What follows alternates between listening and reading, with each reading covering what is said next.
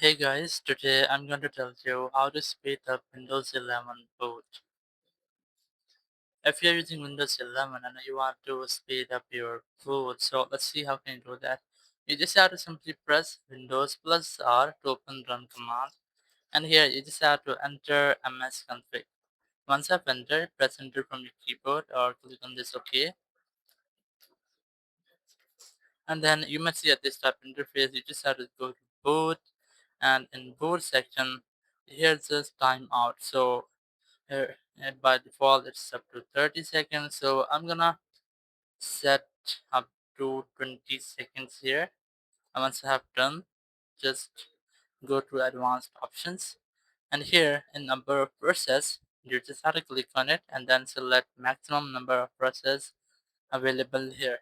Press OK, then go to startup and then open task manager. Now, once you are in this settings, so you just have to look for this service enable or disable for different apps. So if you might see that this service is enabled for any unknown app or any unnecessary app, so you can easily disable that from here. So once you have disabled this startup service for unnecessary apps, you just have to go back, then go to general or board section again, click apply and then click OK.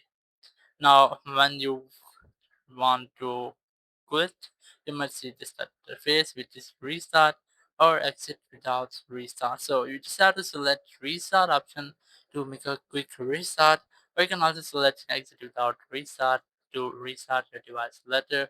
So the settings you have made or changes you have made will be applied after restarting your PC. So after doing this setting, you just have to restart your device, and after restarting, your issue will be fixed and you will not get that issue again. Thank you very much for watching the video. Until next video, bye bye.